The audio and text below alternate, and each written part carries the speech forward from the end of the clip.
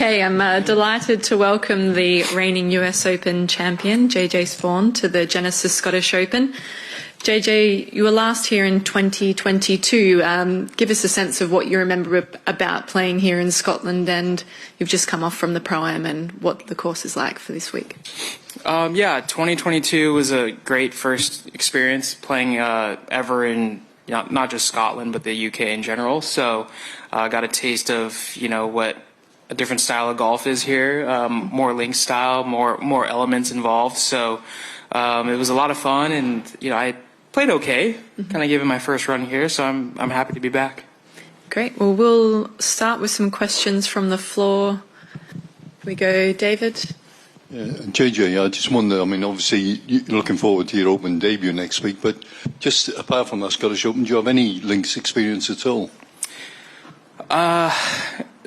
Not proper links, I would say. I think the closest I ever got to links was Bandon Dunes over in Oregon. I played there for the U.S. Amateur Pub Links back in college, probably 2011, I believe, was when I did that. And, definitely links style for what I'm used to, but probably not as proper as it is over here. But, yeah, it was fun. I enjoyed it.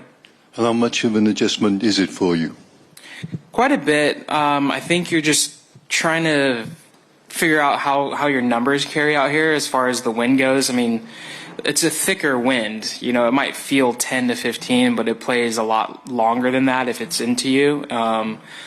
So as far as that goes, and just getting your trajectories down, and I think the other thing is getting dialed in with your spin rates, because obviously into the wind that plays a huge part, and how far that's going to carry into the wind. So that, along with the travel and acclimating your sleeping and all that stuff. So I think I've been here since Saturday, so I'm finally sleeping through the night. Go to Craig. Hi JJ, I'm guessing that you as a person hasn't changed since what happened at the US Open, but how has your demeanor changed when you come into an event like this? How do you feel better within yourself, and in terms of how you're received by people? Have you found that a lot different as well? Totally. It's been a complete 180. I've been out here for 8-9 years now, and you see the same guys, but you kind of notice like a little bit change in tone, or I guess more of like respect. You kind of earn some respect out here, especially from the top guys, and they engage a little bit more with you. Not that they're different with other players, but you kind of feel you're at a different level now. Winning a major, and it feels good to kind of earn that respect from my peers, and obviously the greatest players that are out here kind of acknowledging me and making me feel like I belong, which is huge for confidence and huge for self-belief. And it's nice to be out here, and that confidence goes a long way, whether it's off the course and on the course. And the reception from the fans and spectators, it's been incredible. And I still kind of can't fathom every time someone congratulates me for winning the U.S. Open, it's still kind of, a pinch me moment that it's something I did do. So it's very cool, and I'm completely honored to kind of, earn the respect from the other players and the fans and audience as well. Martin. JJ, just a sort of follow-up to Craig's question. How difficult is it to get your feet back on the ground? Obviously a big week this week, and then going into the Open where expectation levels are going to be higher probably? Yeah, totally.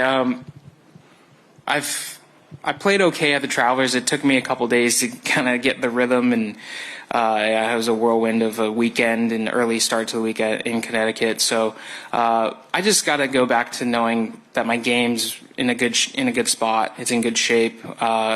It's different kind of golf that we're not used to playing much or very often in the States. So then again, the U.S. Open, that was my second U.S. Open.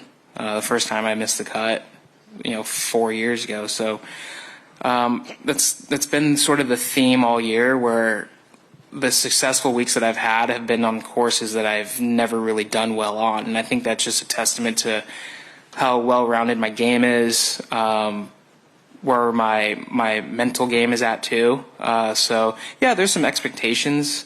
And I'm going to try to kind of dumb it down and just try to play golf as simple and cliche as that sounds, but I know there'll be some expectation, but I'm just going to go out there and stick to my game and try to execute. That's all I can do. What's been the highlight for you so far as a major winner? The highlight, I've just had a lot of cool people reach out to me, congratulating me, people I don't expect. Like Jack Nicklaus wrote a very nice letter to me. It was funny, I saw him in passing at the Memorial Tournament the last time I played before the U.S. Open, and he just, stopped me. I never really engaged with him before that, and he just said I was playing really well, and I said, yeah, it would have been nice to, win. He's like, you keep knocking on that door, you're going to knock one down. And literally the next week that happened. So he remembered that and sent me a nice note, which was really cool. Ian? JJ, when you are jet lagged and you can't sleep, how did your mind sort of go into reflecting on this extraordinary year, not just the US Open, but the Players' Championship and all of that? And if so, what kind of reflections did you have?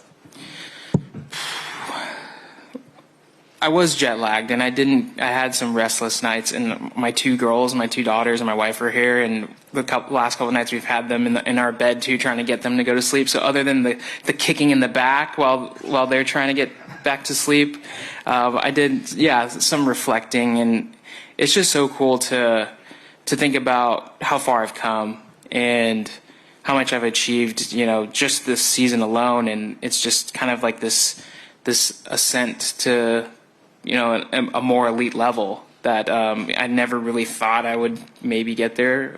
Eventually, hopefully, one of these days I would. But to finally do it, it's pretty crazy. And also being over here and just how much of like a worldwide effect I think it had. My finish at the U.S. Open, just children here and fans here. Obviously, this is golf country. Everyone's aware of what happened, but it was just, I'm just trying to soak it all in still. And I try not to let it be like a victory lap sort of mentality, but it still feels that way. Okay. Any further questions, Doug? When's the last time someone congratulated you? And when do you think it'll stop? 2 seconds ago before I walked in the tent. Was it Bryony? Yes. That doesn't count. Well, I mean, literally in passing, like it's crazy, and it doesn't get old. Obviously, it's really cool, and I think the one thing that I've noticed, not like this is an issue, but it's just like it takes a lot away from like of time, like takes a lot of your time to like people want to talk to you about it, and it's now I have to give myself more time to get stuff done. Like whether I'm on the range, everyone wants to come up to you and. Which is cool, but man, I mean, how does Scotty do it? I mean, I guess people just get sick and tired of telling him congrats. They just don't tell him after a while, So it's awesome. I'll never get sick of it. If you go back to 13 or when you first got a tour card, what did your progression of goals look like, and where do you go now? Honestly, I'm not a huge goal setter. I think objective one or goal one is to like keep your card, especially as a rookie, and that's always in the back of my mind. Every season you peg it up, considering I was kind of a middle tier player, fighting for my job every year, and yeah, exactly. Last year, now that I have 5 years guaranteed on tour, 5 years guaranteed into the other 3 majors, and 10 to the U.S. Open, I gotta figure out some new goals and objectives. But it's kind of how my career's been. I've never been, I need to play the AJGA and win so I can get a scholarship to play in college, and then win out there so I can gain some sort of traction professionally and get starts there. It was just always like I just played and progressed in one foot in front of the other, and next thing you know, I am playing Division I, and then the next thing you know, I am turning pro and getting help to chase the dream, and then next thing you know, I'm on Korn Ferry, and next thing you know, I'm on tour. It was just, I don't know, I've never really, you had the ultimate goal of getting to the tour, and I think then I kind of had to adjust what I wanted to accomplish, but I never really had a bigger picture goal. That's right. Yeah. When you left San Diego State and turned pro, did you get any support, any help? I did. What Nike Golf. I was a Nike guy throughout college, and they had like a developmental sort of tour support deal where they Cricket Mush, who was the college, and sports managing or the sports development, player development head chairman guy, I don't know, something like that. Cricket, Marlon, don't call him Marlon. I call him Marlon. But yeah, he saw my potential. Obviously, being a Nike player was huge to kind of invest in those kind of guys. And yeah, they gave me money to literally not have to have a job, and was able to afford Q school and playing Canadian Tour, Monday qualifiers. Like they're investing in me to let golf be my #1 priority. And fortunately, like I still see cricket every year at the Charles Schwab in Fort Worth, and we have a fun little story that we like to talk about. But I always tell them, you're the guy that invested in me and helped me get to where I am. So I definitely give him a lot of credit, and to the whole Nike family. Yeah. Craig. Sorry, JJ, I was just thinking when you said you're being congratulated by a lot of people here in golf country, it sounds like you've been forgiven for beating Scotland's player at the death. And what did you make of the images? There was obviously a lot of people got excited about Bob clapping you in the clubhouse and that. What did you make of all of that? Yeah, Bob's such a great guy and a great sport, great ambassador for Scottish golf in general. So I